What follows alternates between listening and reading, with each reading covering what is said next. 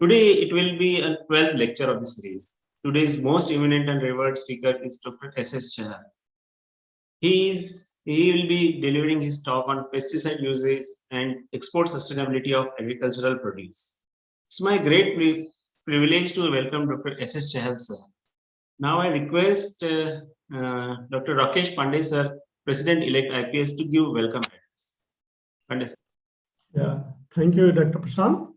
Honorable Professor Chahal, sir, Madam Pratibha Sharma, our Secretary, Dr. Gogoi, and learned audience. So, good afternoon to Professor Chahal and to all of you on this occasion of the IPS Platinum Jubilee Lecture Series. It's my pleasant duty to welcome Professor Chahal, sir, who is a strong pillar of Indian phytopathology and who has contributed a lot for the Indian phytopathology, for its development. And whatever today we are seeing Indian plant pathology, it is because of such great people that we are enjoying the plant pathology. So as you all know, well aware that IPS started its Platinum Jubilee Lecture Series on 13th of October 2021, and our first speaker was Dr. Ravi Khetrapal. So on this occasion, I once again welcome Professor Chahal, sir, for delivering his great lecture, and hope you all will enjoy in his lecture. Thank you. Thank you, sir. Thank you. I'm sure there is hardly anyone in this gathering who do not know about Dr. Ss Chahal, sir. But customarily, I take this opportunity to introduce Dr. Chahal, sir. He is a great academician, researcher, and visionary administrator. In his illustrative career, he holds many key positions like adjunct professor of CUP Batinda, Punjab, UGC Emeritus Fellow, Vice Chancellor of Khalsa University, Amritsar, Desh Bhagat University, and Punjab and Maharana Pratap University of Agriculture Technology, Udaipur. He was Director Research, Dean Agriculture of Guru Nanak Dev University, Amritsar, Dean Postgraduate Studies, Registrar Controller of Examination, Professor of Epidemiology, and he worked as a senior phytopathologist, plant pathologist, assistant plant pathologist in Punjab Agricultural University, Ludhiana. For his service to the nation, he has been felicitated with many awards and honors, like IPS MJ Narsimhan Merit Award. He received it twice. Pesticide India Award, BB Munkar Award, Borlaug Memorial Award, PAU Golden Jubilee Award, ISMPP Lifetime Achievement Award, IPS Recognition Award, then President IPS, ISMPP, INSO PP, then Chairman NAC, then Chairman and member of policy planning, administrative committees, bodies of UGC, ICAR, and whatnot. He is a number of state and central universities. Such a great person. He is a fellow of many phytopathological societies, including IPS, ISMPP, then Indian Society of Plant Pathologists, and he is a recognized fellow of NAS also. He is honorary fellow of Punjab Academy of Sciences, Indian Phytopathological Society. Can we start now? Yeah, it's done, sir.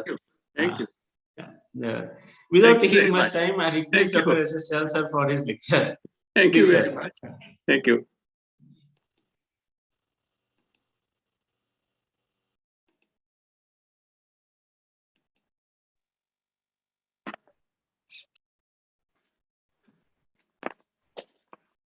Well, thank you very much, everyone, and Madam Pratibha Sharma, President of IPS, Dr. Pandey, President-elect, all my dear colleagues who are here and who are listening. Very good afternoon to all of you. And on this 12th lecture of this great series, which the IPS is being carried out, it is my privilege to be with you on this occasion when this opportunity has been given to me by the IPS to share certain thoughts with you. But at the same time, when I think, as that Prashant has told about the IPS. Well, it gives me a lot of pleasure to say that it's a matter of pride and for all the members of the IPS and the society, which is celebrating its platinum jubilee on completion of 75 years of its existence.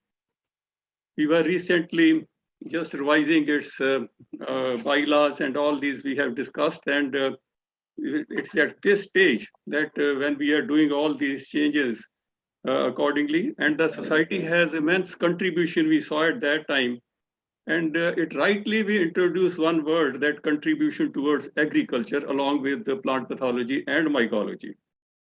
Beside the journal Indian Phytopathology, it has a number of publications which has contributed dissemination of knowledge, and the society has in fact attained the premier stature of a premier society, and it is a household name for all the plant pathology fraternities in different era and different universities.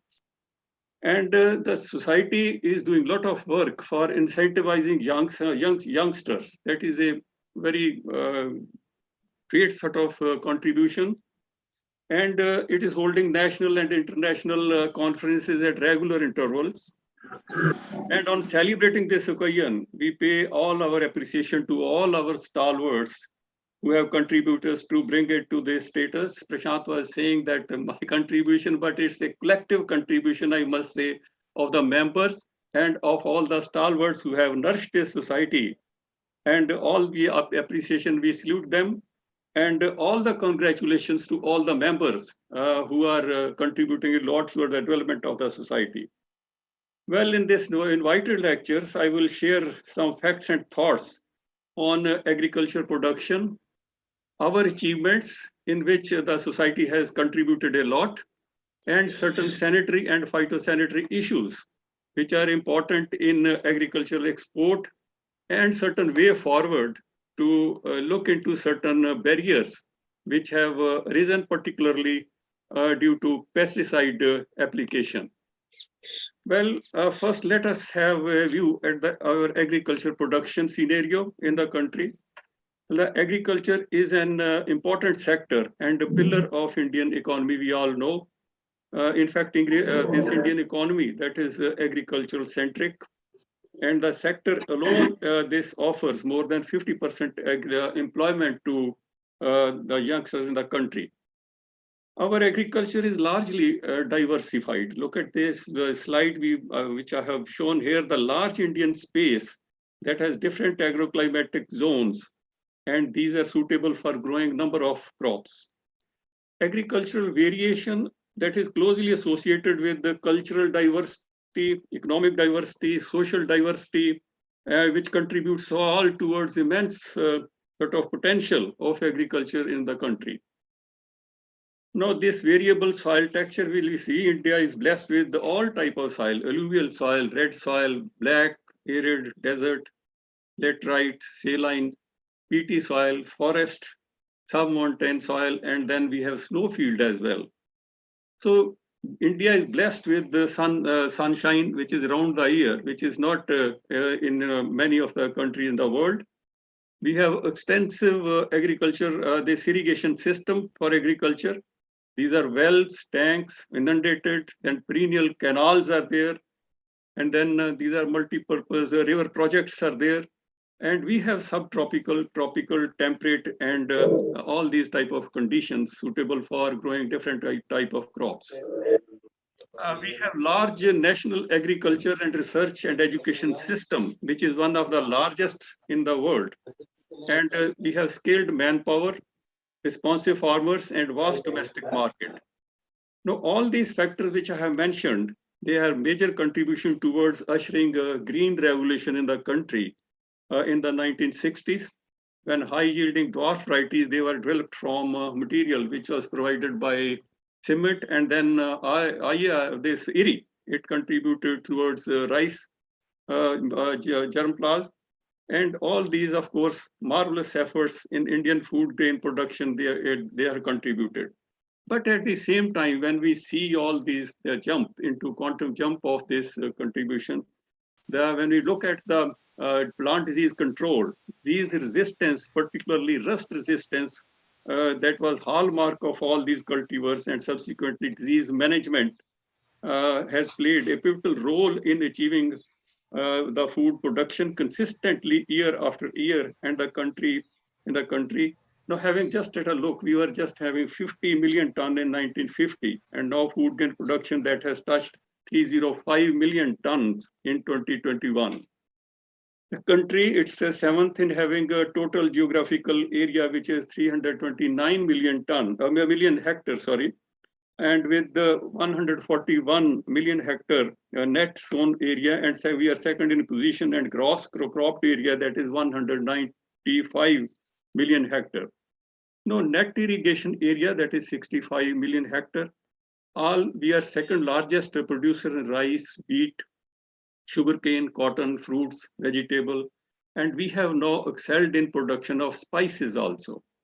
So with all this, we have achieved tremendous growth in fruits and vegetable production.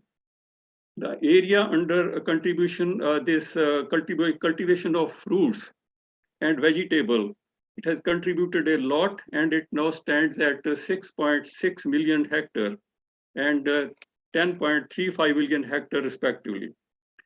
Now at 329.86 million ton in 2021, India is set to witness highest ever horticulture production now, and it has surpassed the grain production. The increase is seen mainly in horticulture crops such as fruits, vegetable, aromatic, and medicinal plants.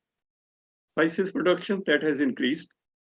The production has registered 1.8% growth in 2021.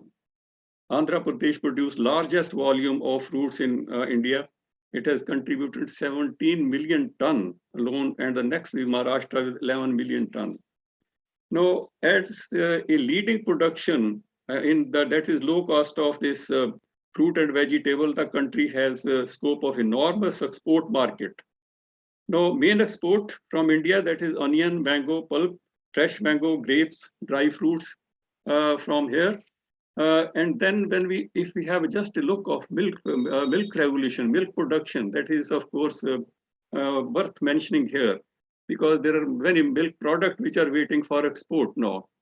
Now, white revolution this came in India after green revolution, and at present, this is the highest level of milk production, that is consumption of all the countries. The annual production is 186 million ton of 2000 in 2018. We have only yesterday celebrated the birth anniversary of great Indian George Kurian, who made all this possible of milk revolution in India. In 2020, approximately 4.2% of Indian domestic product that was due to dairy products.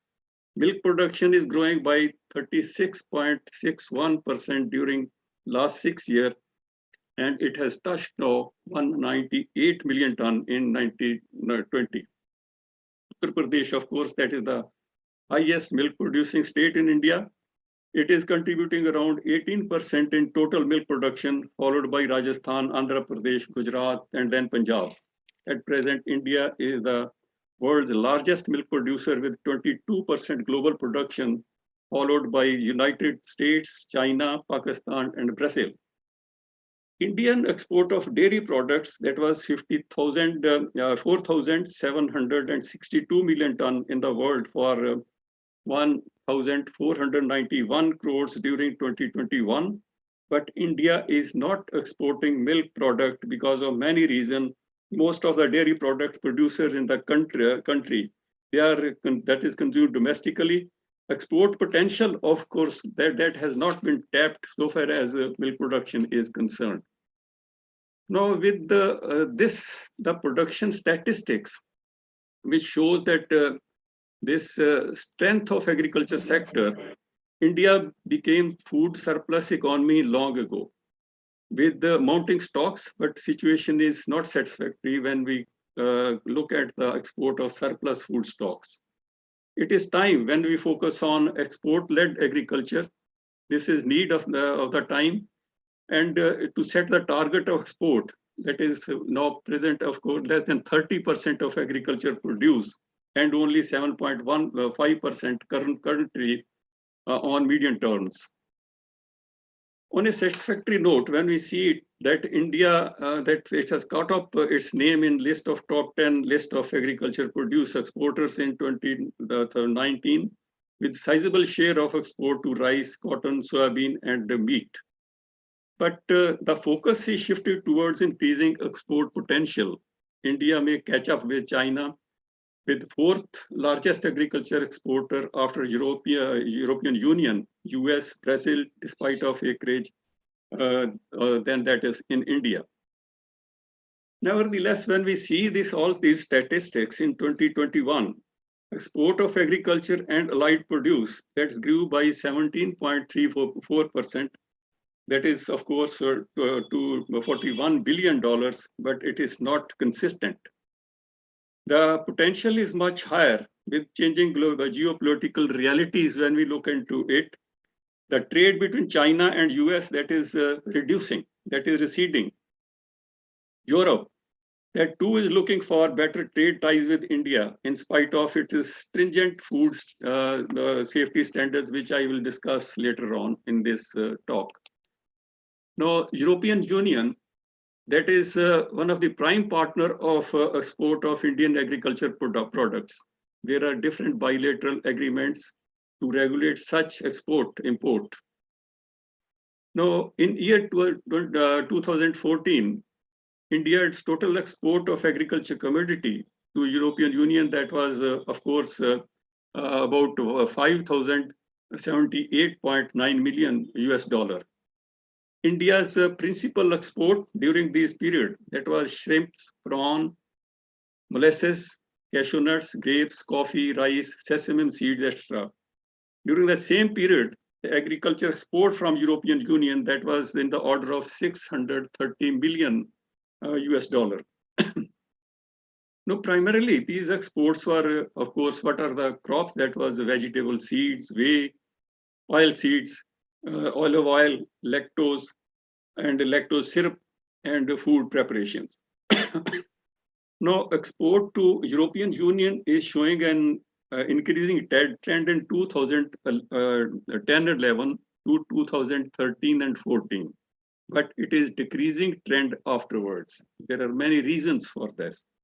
Now, different studies have revealed that Indian exporters have been facing difficulties in exploring food products, the key markets such as European Union. The issue is, of course, this multidimensional. The European Union imposes stringent standards, which are proving blocks in enhancing the quarantine of export.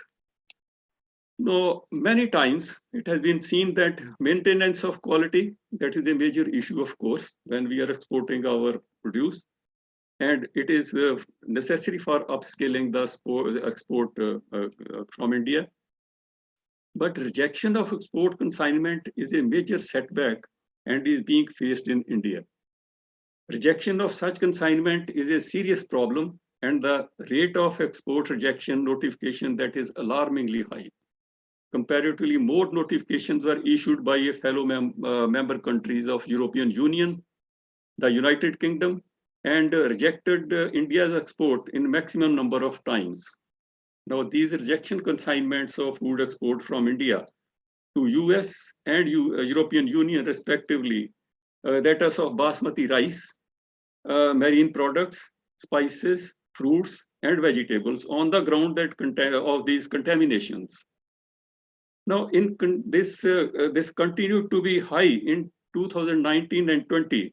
There is a rapid alert system for food and feed, that is RASFF, that is in the India, which is used for sending notification on weekly basis.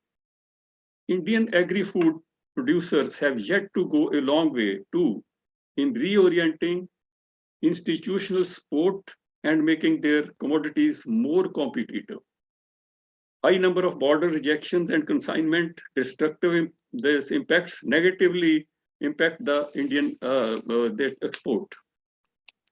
Now, sanitary and phytosanitary measures, these are, of course, implemented to maintain quality of food material as well as check the invasive pests. As many times they act as barrier also when they are misused as well. European Union has high food safety standards than not only those set by the international organization like Codex Alimentarius Commission, but also those developed by other countries as well. Many times, European Union that has frequently revised these these residue limits for chemicals for different products. This obviously make export consignments more prone to rejections. This is even done without scientific justifications. In 2016, European Union this unilaterally reduced this MRL of CCC, chlorobacquate chloride, in grapes from 0.05 milligram per kg ppm to 0.01 ppm, which was contested forcefully and by India, and ultimately it got rolled back. Food safety standards for milk products are extremely stringent, and for these reasons, there is hardly any export from India. Now, specifically, aflatoxins contamination in peanuts and basmati rice, which is exported, and they are acting as export barrier, which is because of poor supply chain, storage conditions, incorrect processing technologies, and also these are responsible for other such problems. Now, these export of basmati rice, now I will take up as a case sort of basmati rice, which is elaborated, and my colleagues will understand what is the problem, how these problems are being arisen. This basmati rice rejection or consignments, particularly the European Union, is fit example, which I would just like to discuss in detail. India is largest producer of basmati rice in the world. The frequent, of course, rejection has worried. Now, this fragrant variety that is highly, of course, has high commercial value and has consistently and extensive demand in international market. India has geographical indication. Now, geographical indication is assigned to a product which is from its site of origin and which is specific to it. Now, we have this GI tag for basmati rice by the WTO. In fact, India accounts for 20% of this rice production worldwide. Basmati and white rice, they are preferred in most of the general consumption in different countries. The area under basmati generally falls in northern states, that is Jammu and Kashmir, Himachal Pradesh, Punjab, Haryana, Delhi, Uttaranchal, Western, these Uttar Pradesh. Of course, this has been the same, these varieties, these are being now tried for other states also, but these are major states where it's being grown. In export, UK-based associations and Indian and Pakistan rice industry associations have agreed on common code of this practice for basmati rice. Now, Pakistan is also producing basmati because after partition, lot of good area, that is Kailal colony, these are transferred to Pakistan, and in Sialkot, this is one of the area where basmati is also grown, and that is Pakistan is our competitor in basmati export. Now, there are, of course, basmati rice sold in UK primarily, and in this, when we look into it, India in 2019-20 exported 44.5 lakh million metric ton of basmati worth $4.25 billion. But the export consignments undergo stringent quality check before acceptability and importing countries, as per APIDA. The records of export basmati rice that decreased consistently to these countries like UAE, Qatar, Belgium, Germany, Italy, Greece, Brazil, Croatia, France, and then Portugal, Spain, Switzerland. And this happened between 2017 and 18 and 2019-20. In 2013, the export of basmati to US suffered a setback after US Food and Drug Administration stopped all the basmati consignments, which were having tricyclazoles level more than 0.1 parts per million.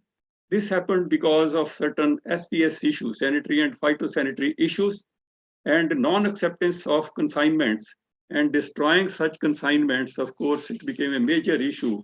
And when the consignment is destroyed, it is, of course, double loss, and the loss is enormous.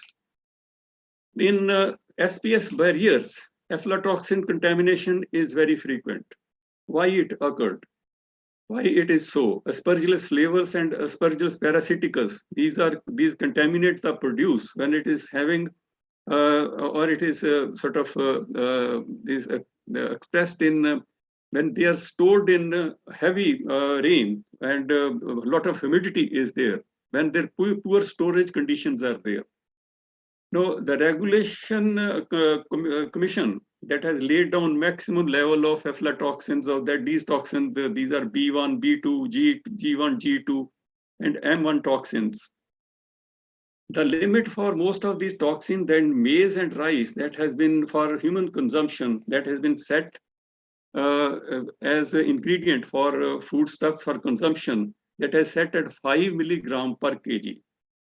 Now, these are about 12 notification rejections between 2000 and 2016 related to rice only from India, having contaminations of aflatoxin B1 more than the permissible limit. The excess amount was estimated to be 5.5 mg per kg and 9.5 mg per kg, which is quite high of any measure of human consumption, of course. Now, there are long-term debate on lowering down the MRL for tricyclozole. Tricyclozole story has become very sort of critical for rice exporters. It is due to possible threat to human health. But very often, this risk assessment lacks scientific data and which to support it. It is more evident that when it's challenged, the Standing Committee on Plant, Animal, Food and Feed, in its meeting held in Brussels in November 2016, resolved that since European Union has not enough data, it will continue with lowering the MRL for tricyclozoles rather than imposing a ban. Meanwhile, the European Union confirmed the non-approval of tricyclozole as an active substance and made the ban on tricyclozole binding on its member states. So, but more importantly, the Committee on Standing Sanitary and Phytosanitary Measures of WTO passed the reduction of MRL, maximum residue limits of tricyclozole of basmati rice along with certain other products. Though MRL that was reduced from 1 ppm to 0.01 ppm in European Union unilaterally. Now, certain other countries like this Cambodia, they also banned tricyclozoles, and all the member countries from European Union, they followed it, and it caused huge loss to exporters from India.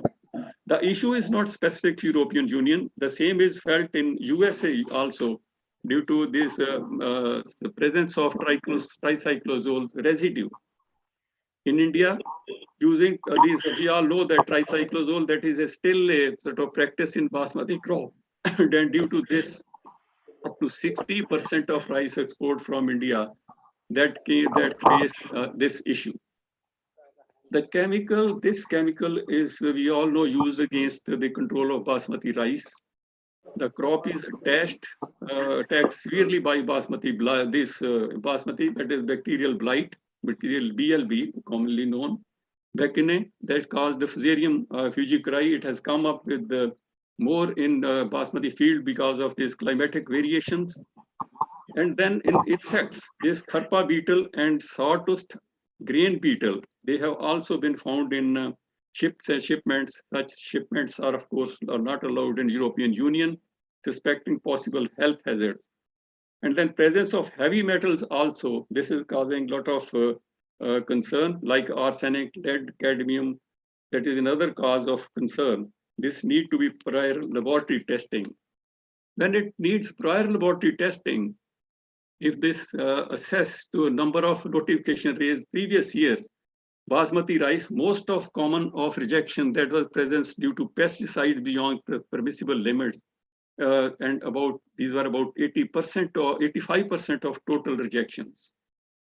Now, these maximum were aflatoxins, and then it was due to carbendazim, acephate, trisophos, hexaconazole. Carbendazim was regularly higher than in European Union MRL, in spite of the consignments being tested tested in India. It is used for control of otra disease in rice. Very interestingly, how some of the basmati rice being exported, it's very we should feel concerned about it. And when I was going through the literature, I found one example. When organic basmati rice that was rejected by European Union for presence of carbendazim. Now it speaks a lot of our organic products and what we have to do. Well, that is a separate chapter. I will not open this. It's also noteworthy that different countries, they have fixed different MRL for tricyclozoles. For example, US 3 ppm, European Union that is 1 ppm and then 0.1 ppm, and Japan 3 ppm. Now, all these discussion when we look into this, that border rejections, that was in fact hit economically worst to exporters. During 2016, India faced 42 notification of rejections on export of basmati rice, not meeting the European Union standards. And out of these 42, in 39, risk decision that was mentioned as undecided. That means not clear in risk is serious or not. Even then, 25 faced border rejections. But of course, in that case, risk assessment of animal health and environment. Among European Union member, Italy raised, of course, maximum limits notification, that is 34, followed by France as 5. The issue of pesticides residue in basmati rice that exported from India, that was never before like this. But what we have felt in this, that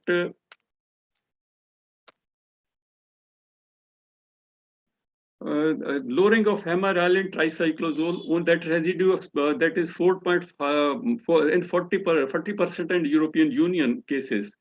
To avoid a rejection, the central government has made testing compulsory before export. The Export Inspection Agency, that is called EIA, that of course, what to do, the Ministry of Agriculture and Farmers Fair, that has also taken initiative to develop standard operating procedures, SOPs, and initially for tricyclozole and buprofezin, benzene, and good agriculture practices, these are also being developed. Then to eliminate residue problem in rice grains. Now, for control of pests and pathogens, certain systemic chemicals are lately used, which are likely to remain in the produce, mainly due to non-judicious of application and not adhering to SOPs recommended along with the use.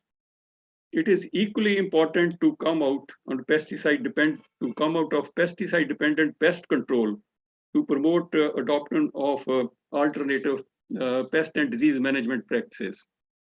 Now, in a very integrated fashion in paddy cultivation, the adoption of pest resistance variety is key component of IPM strategies, and then maintaining with these varieties, and then green manuring should be adopted, like sesbania, that is moonbane, enhances health of soils. Rice seeds may be treated with generic fungicides or bioagent against soil-borne pathogens. Biological control is the basis for IPM strategy. Other activities should be followed, and like hill plantation, spacing, judicious use of fertilizer. Now, NCIPM has developed such modules not only for basmati rice but for other crops also.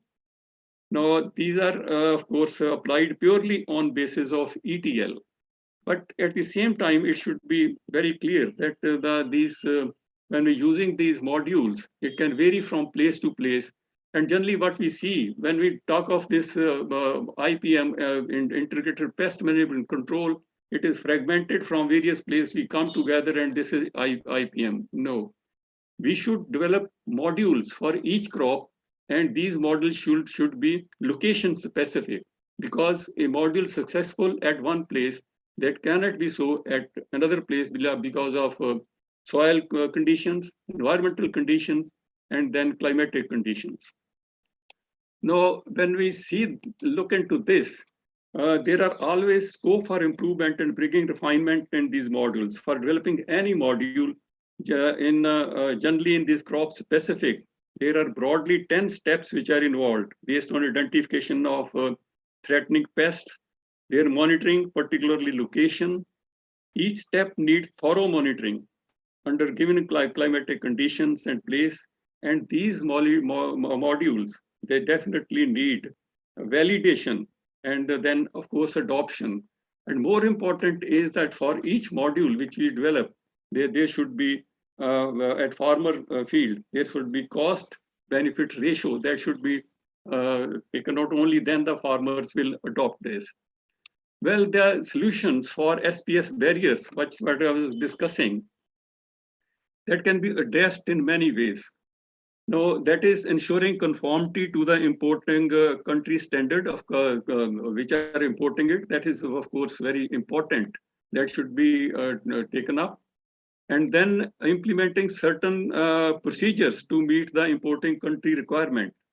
And then undertaking certain corrective measures.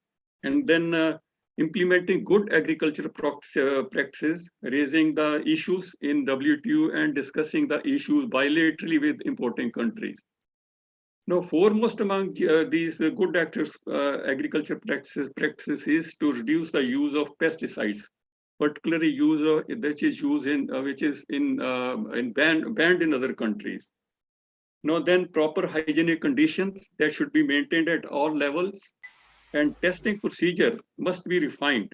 There is need to follow global best practices and general practices of food hygiene based on haphazard analysis, critical control, and then, of course, these points system which should be followed in this. The most successful way of resolving SPS that recent time is establishment of product traceability.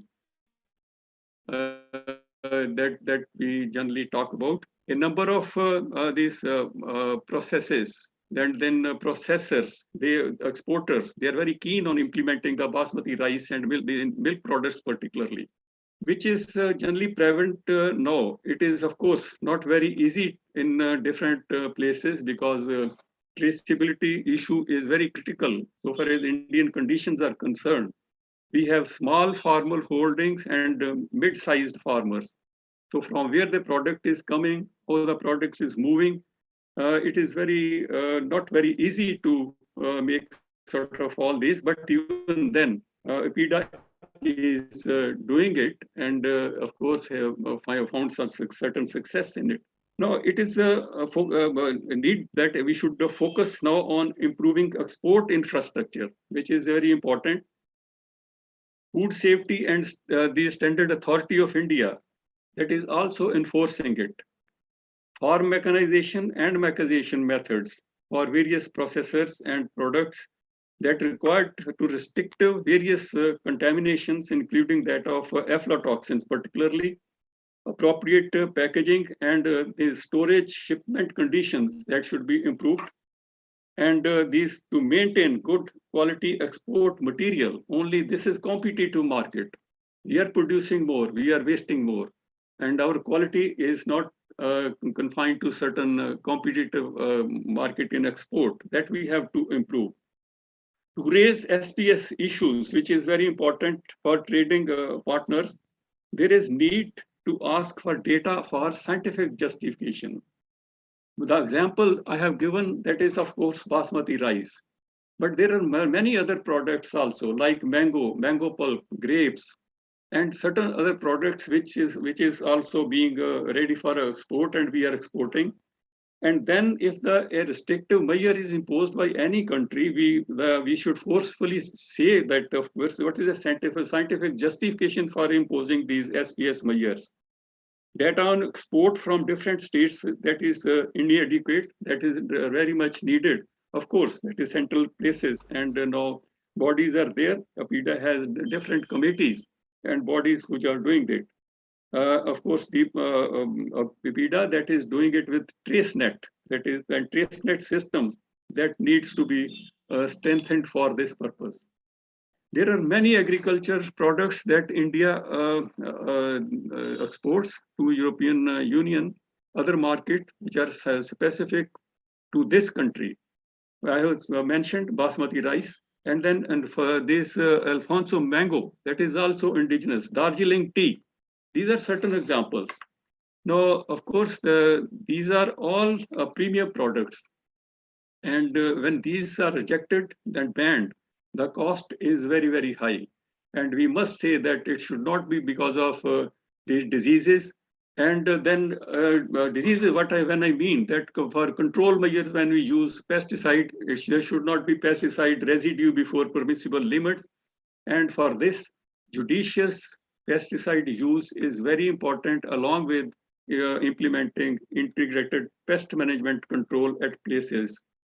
Now, the field solution to prevent therefore needs scientific research and long-term, short-term solutions. Research data can support proactive approaches. There is need also to ask data for scientific information from other partners as well to provide justification and to the arguments. And then, of course, with discussion and with the convincing, that should be convinced that, okay, why it's MRL that is being reduced. Many times there is a lot of not reported like remarks with their notification. Clarification in respect of all these must be asked, and it's at present only about 2% inquiries are made by India about trade concerns. Now, this is urgent required to raise it for number of SPS barriers, which are imposed by European Union and other countries. There is need to discuss this issue bilaterally by taking buyers and their association into confidence. The case of tricyclozole, which I have mentioned here in detail, in basmati rice, it is good example for this purpose. Now, overall, when we see that there was 416 specific trade concern STCs, these were raised by WTO, its member countries, and reported as SPS committees on these sanitary and phytosanitary measures. Only 8 raised by India against European Union, which are too less looking at the volume of export to European Union. Further, the status of 6 out of 8 that was not reported, that means that status is not known. It should be also contested. Similarly, European Union ban on mango and then 6 times subsequently, but still it remains not reported. So all these examples, which I have taken from website of this sanitary and phytosanitary measures report, and there are certain other examples as well in this concern also. So these should be contested. At the same time, we should improve our system also. At the end, we have strengthened. We need these certain data. These data can come from states, from our pathological laboratories, and from these government laboratories which are meant for this, and then this should be data-based. Now, a number of studies, they have shown that there is lack of mutual recognition of inspection and standards in case of products such as peanuts and peanut products, which are key SPS barriers. It is therefore paramount important, and it's important to recognize each other's conformity assessment system that should be based on international standards, so that products certified in our country are accepted without need for further inspecting and testing by other countries through equivalence of MRA. Because now we have an authority, EIA, that is the Export Inspection Authority, that test all these consignments which are meant for export to other countries. So they test it, and that testing should be so strong that it should be accepted by other countries as well. It should not be the case as I have mentioned in organic products. Codex Alimentarius Commission also encourages such agreement when it's from country to country, and there is need to develop product-specific equivalence agreement and knowledge sharing and collaboration with establishment, cooperation, and increase in capacity and key benefactors, or farmers. They should be benefited from all these endeavor that whatever they produce should be accepted to export to other countries. My dear friends, now we are at this stage. All know that it was our this agriculture production centric agriculture previously. We have now this production system that has developed in the country to this stage, that when we should look into this avenue where we should have more benefit for farmers. So along with this, we should now have export-oriented agriculture, and then of course the farmers can be benefited. We are talking a lot about this doubling farmers' income. That cannot be doubled. Income cannot be doubled for existing sort of practices. But only these values, these value crops, they should be produced by farmers. Our agriculture that is fragmented. Farmers, they are having low sort of 2 acres, 3 acres, 5 acres. They are marginal farmers. When they produce this, I always sort of advocated this, that they should be cooperative farming now. And they should be farmer producers organizations which are formed at a village level, at district level. Now, Government of India has introduced a very good system that one district, one crop. Last I visited Karnataka some time back. Lot of mango plantation that is coming up. Lot of chiku, this sapota that is coming up. So that those sort of export zones that is now coming up. The agriculture is being transferred. But we pathologists must understand our sort of role in this, that we should have all these standards and we should have all this data with us. So far as pesticide use is concerned, how we can reduce it, how we can help our farmers, that these consignments which are meant for export, they should not be rejected. With all this, I thank very much to the organizers who have given me this opportunity to be with you to discuss certain points. I thank the organizer at the same time, the audience who are with us for their patience to be with me, to bear with me, to listen these sort of certain points. Thank you very much. Thank you very much, sir. Such an enlightening talk. Means this is a very less talk of topic among the pathologists, but it's very important from everyone's point of view.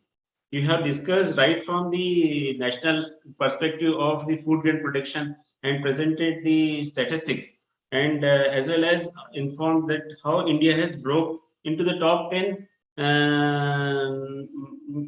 countries regarding the agricultural export produce. Also, I have discussed in detail the case of basmati rice and informed the SVS related issues, also suggested the solutions for it to improve the export.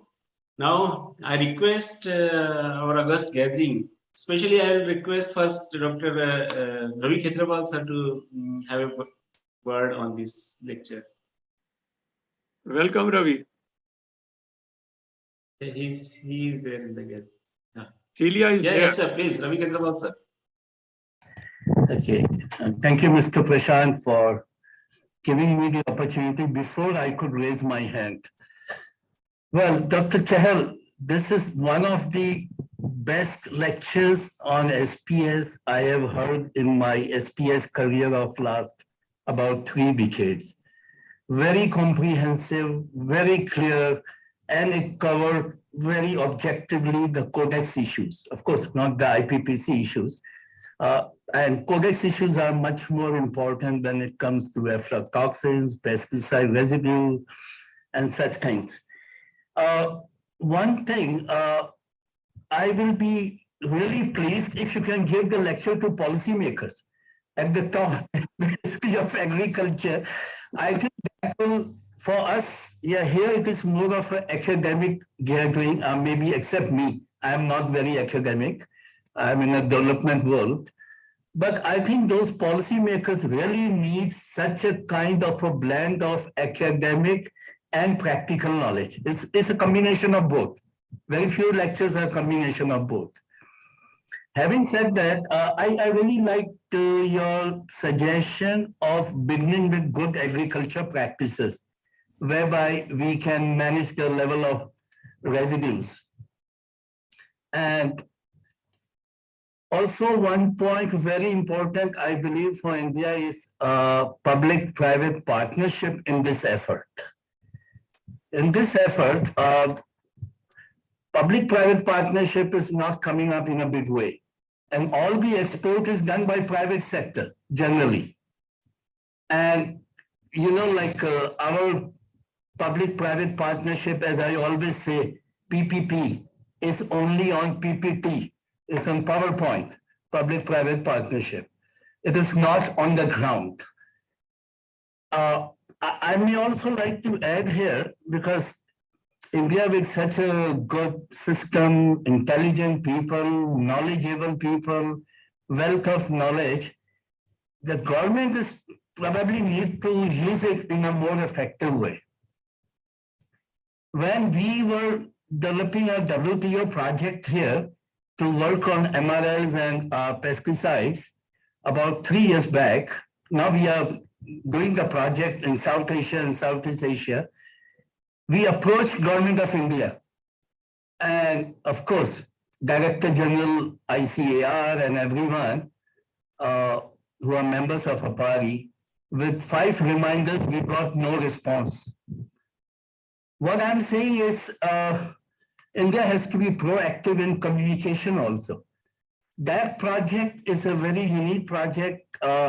One of my colleagues implementing in Bangladesh, Dr. Ehsanullah is here. I asked him to join also. That is a project where we are trying to not really going for MRL detection directly, but for residue decline. How the residue is declining with time, and how if the last spray in the field is of a biopesticide, we need to work out the pre-harvest interval only, then there is no residue issue and one can export. This technology actually, this was a research which came out from New Jersey, Rutgers University, and along with those experts, we are trying to implement now. It is using biopesticide, promotion of green agriculture, minimizing the risk of MRLs, and many birds you are killing with one stone. And we would like to see how we can bring that to India, but as such, like no one came forward from India to do it. We'll be finishing that project in 1 year. We are doing in Bangladesh under USDA project, and in Southeast Asia under WTO project. Same work. Now, overall, if we look at SPS, SPS has not got the right place in Government of India, what it should have got. Because of 2 reasons. First of all, the SPS nodal point is Ministry of Commerce. Secondly, the SPS implementation point is Ministry of Agriculture. SPS notification and inquiry point is Ministry of Commerce, where Ministry of Agriculture is generally not informed. They have to search for information. I know in India, like whenever there is a SPS notification from WTO, which is actually meant for Ministry of Agriculture to use it or to share it, there is a risk element or there is some good element, but there's no access to that information. So I think this lecture, I really enjoyed your lecture. You know, I couldn't even blink my eyes seeing your excellent PowerPoints. I wish this lecture goes to much higher audience, I should say. I say higher means not higher in knowledge, but higher in power. People with the ministries and all who are actually there for implementation of the SPS. And both APIDA and the private sector really need to come forward in a big way, in my view. But thank you so much I really enjoyed your lecture. Thanks a lot. Over to you. Well, thank you very much, Dr. Ravi. Let me say first of all that I thank you very much for joining this. And what you have mentioned that whatever I could say today, it is all because of my association with you. Because you are a master in this sort of area. And Celia is here, she is also laughing. So this is my close association with you people while discussing all these issues. And believe me, I have learned a lot from you. Thank you very much for this. And you have mentioned rightly about policymaker. They are, of course, policies are there, but implementation of policies that needs to be strengthened. That is one point. You have rightly mentioned it. MRL, fixing of these MRL, that is very important. But because I'm feeling certain pain of these rice exporter, because they are concentrated in Amritsar, which is near to me, basmati rice, and they are often coming to me for this of course, those testing is what happened to an organic product. So our testing needs to be sort of respectable that way.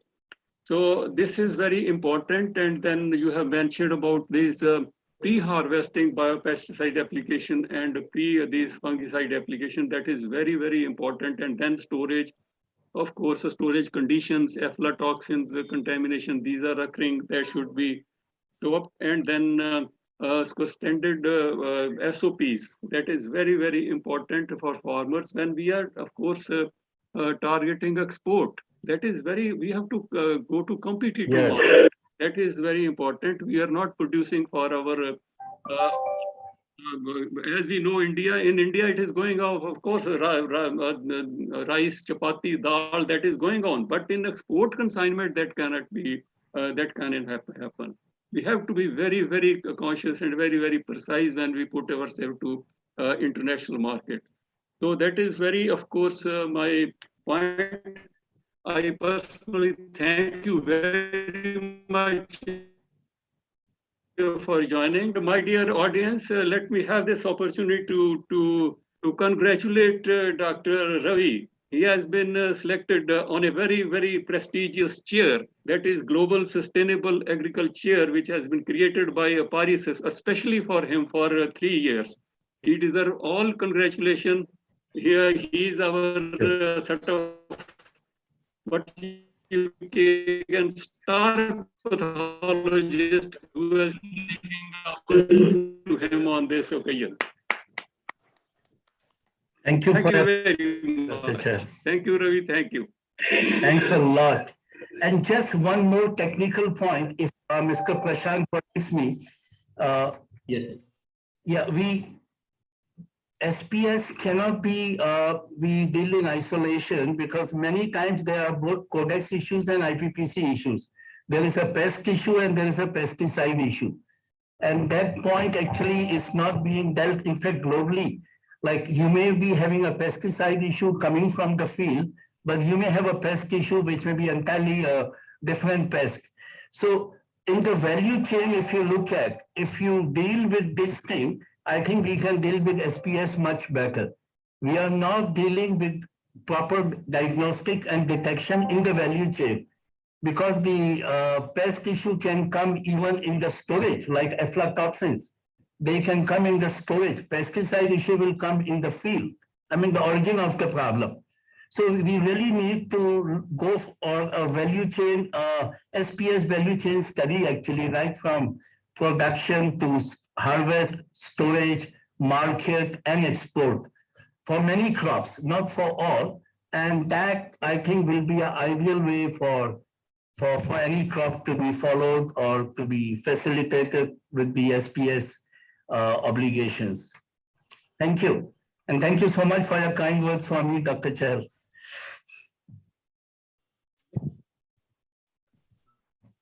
Now, Dr. Celia, you have raised the hand.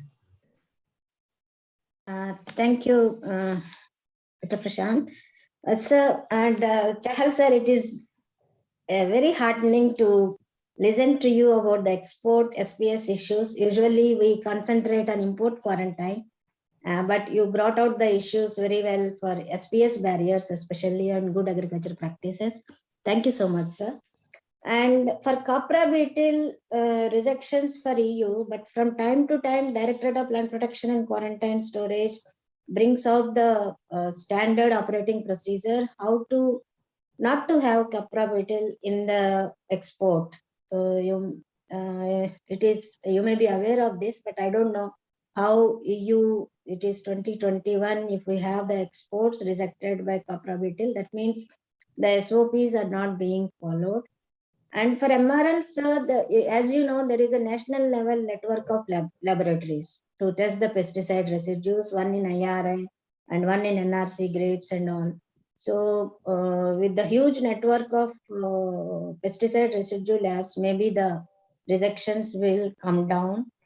And for Xanthomonas varizae and Fusarium fusicori, the India need to have the disease-free areas. Like ISPM talks about how to establish the pest-free areas.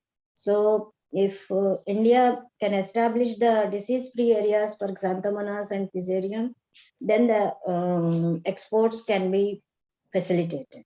Like in potato, there is a pest-free area identified like that.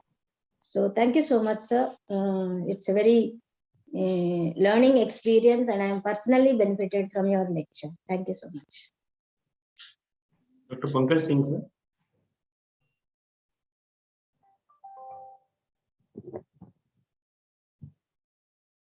Sir, you're mute. Please unmute.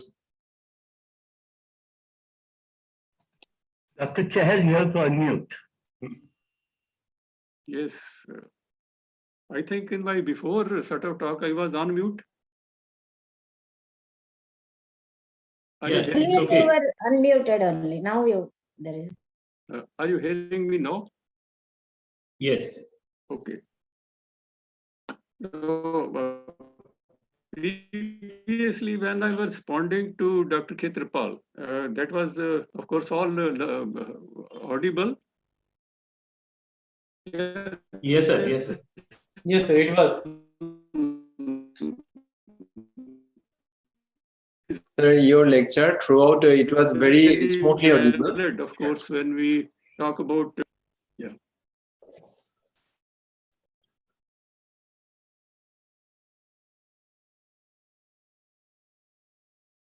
And what you have mentioned, that is very, very right, that we have to concentrate more on fixing MRL, because when the new chemicals are coming, pesticides are coming, systemic pesticide coming, along with this, with testing, should we take that, of course, from data? Because you might be aware, there was a committee formulated by Indian Council of Agriculture Research sometimes back. With me, there were, of course, 5-6 members also. Then we talked about it, that all these issues we discussed at length, including this MRL and SOPs. And at that time, now you might be aware of it, that a lot of data have to come from industry. And that data, of course, is not coming up. You might be knowing that, of course, in pesticide application, long time back, first committee, that was Anupam Verma committee, was formulated. Then Right. there was Dr. C.D. Mai committee. And then, of course, this our committee. We have also submitted this report. There were issues of 29 pesticide and all these. Okay. At that time also, that a lot of data from industry that should be there, which is not coming up. Unless these data are there, you cannot decide anything. Maybe on residue limits, maybe on its toxic effects, and maybe on even its control mechanism. So you, as I have mentioned, the case of basmati rice. Now, depending all on these sort of things at that time in Punjab, these were 9 chemical. These were banned on this application of basmati rice. But you are all aware, we should not hide, and we should know that how these bans are being applied and applicable in our country, that is major issue. As Dr. Ravi has mentioned very correctly, that they need to be policy makers and government officials. They should be, of course, made awareness of these things, that all things are there. Last time in a lecture, I asked Ravi that how our quarantine system is working. Quarantine system is, everything is there. He has worked, his laboratory has worked. That is why I have said I was closely associated with them. They have all certain sort of these things. There is nothing which is not there in our quarantine, but there is lack is in implementation. So implementation part, that is very important, and there is role come of policymakers and government official. If that is taken up, our all problems and many problems can be solved. Thank you, sir. Thank you. Dr. Pankaj Singh, you have raised the hand. Do you have any question, please?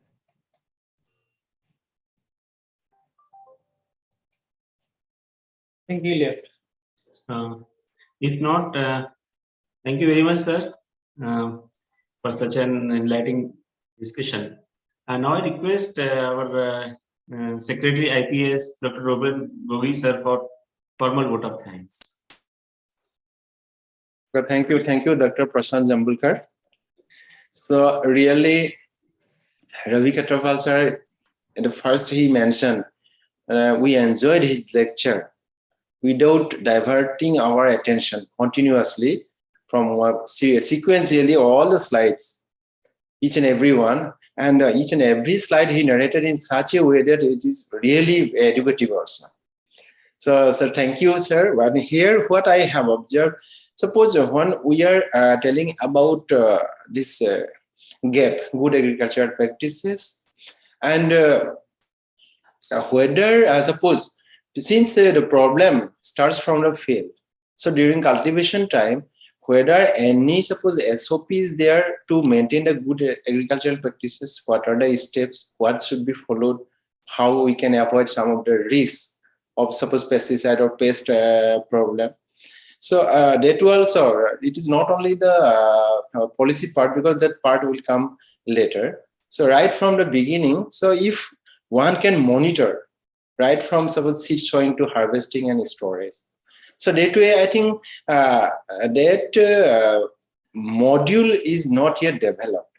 Even though this already formulated some of the practices, but in a sequential way, proper way, that module, and suppose some teams should be mobile, testing also time to time their produce. So that way, I think we have to work. Anyway, overall, very good talk, sir. Thank you, but you have enriched our this Platinum Jubilee lecture series, Dr. Chahal, sir. That's why we are very much thankful from our society. On behalf of society, I am thanking you. And I am very happy that Dr. Ravi Khetrapal sir also joined here.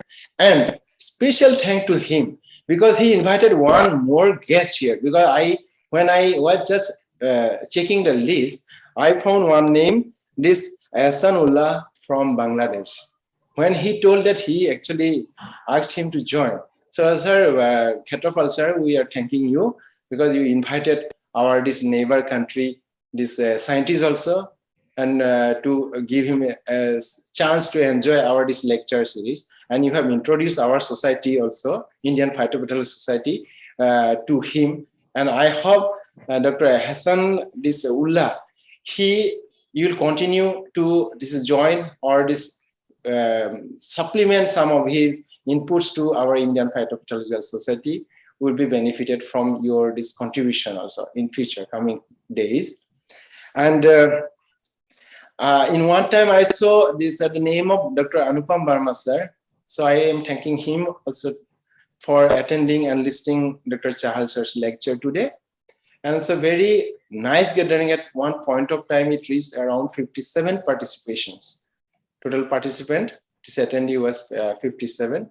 So I hope everybody has got benefit of listening Dr. S.S. Chahal sir.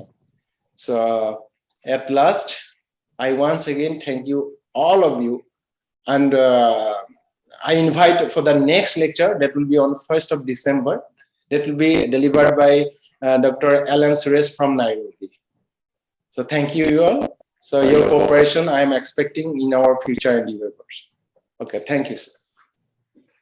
Thank you, sir. Thank you, Dr. Chahal, once Thank you, again. Dr. Chahal. One of the best lectures. Thank